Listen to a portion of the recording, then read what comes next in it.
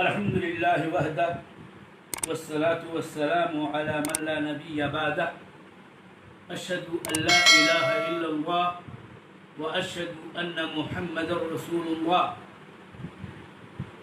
اما بعد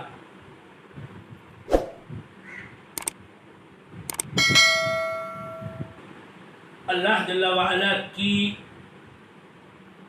صفات اتیان مجیء اور نزول کے اثبات کی بحث جاری، اس کے دلائل کا ذکر کیا گیا، مخالفین کے زیغ و ضلال والی بات کا بھی ذکر ہوا۔ ان آیات کے معانی و مفاہیم سے متعلق بعض فوائد اور پھر ملخص طور پر اصل مسئلے کا بیان مقصود ہے آج کے درس میں۔ میرے محترم سامعین و مشاہدین، امید کہ آپ بغور سماعت فرمائیں گے۔ آیت بقرہ اور آیت انعام میں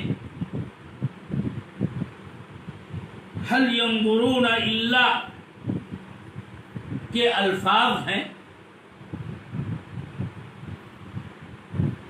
ترجمہ تو دونوں ہی آیتوں کا حقیقت میں کیا جا چکا ہے۔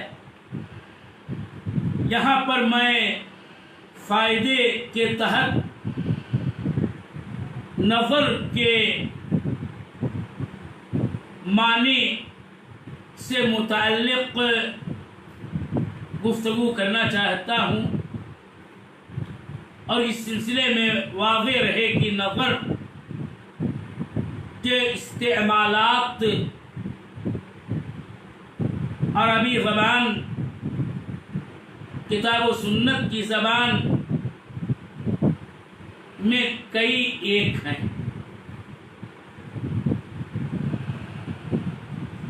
ان میں سے نظر کا پہلا معنی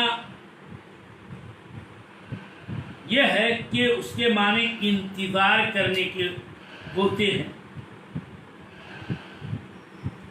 اور نظرہ کا معنی انتظار کا ہوتا ہے۔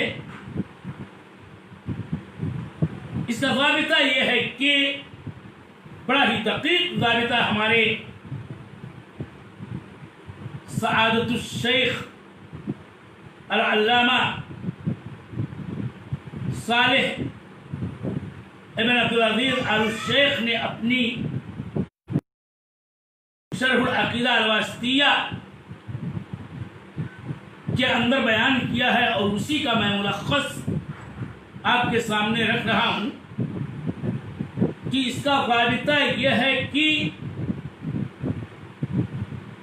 جب نظرہ کے بعد الا اور اس سے پہلے استفہام ہو،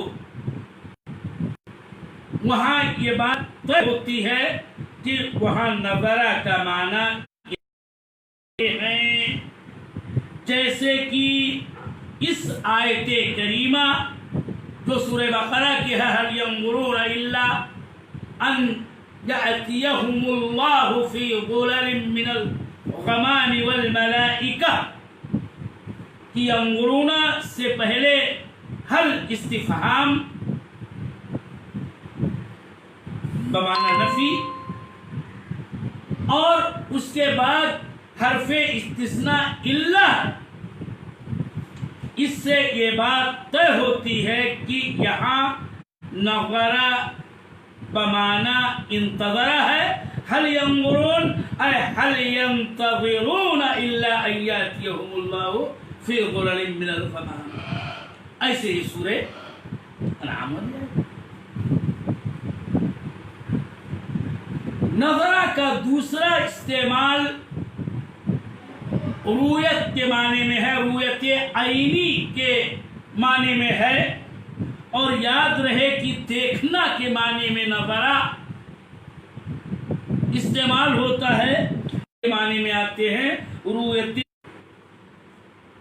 افلا ينظرون الى الابل كيف خلقت، یہاں نظرہ کا صلہ گلا ہے۔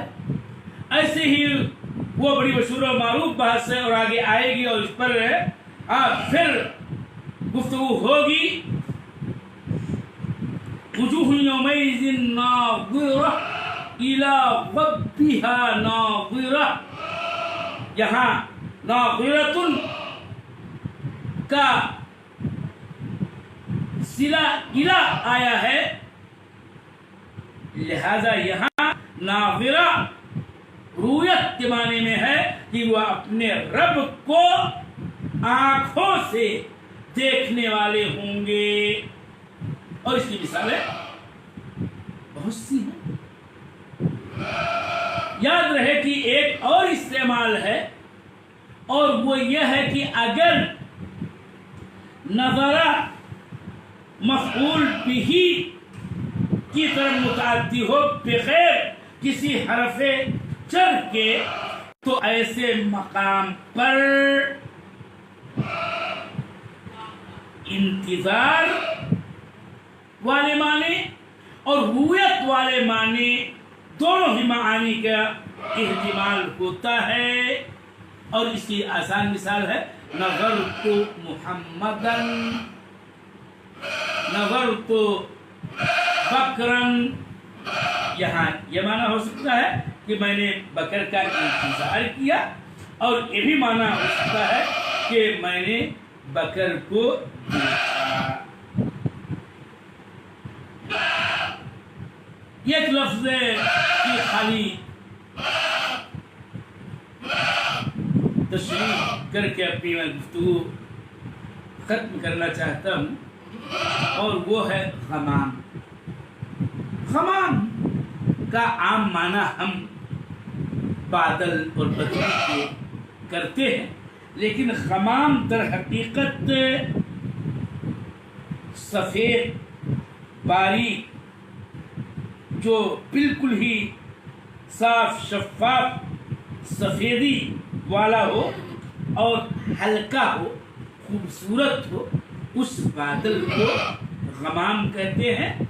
اور قیامت کے دن جب اللہ جل وعلا کا اتیان ہوگا بندوں کے درمیان فصل قضا کے لیے، تو اس کے تمہید و مقدمے کے طور پر اس سے پہلے اس طرح کے بادل کا ہوگا اور آسمان میں تشقق ہوگا، اور یہ توطیہ و تمہید گویا ہوگی، اور یہ اذان ہوگا اللہ جل وعلا کی آمد اور اس کے نزول کا۔ اسی طرح سے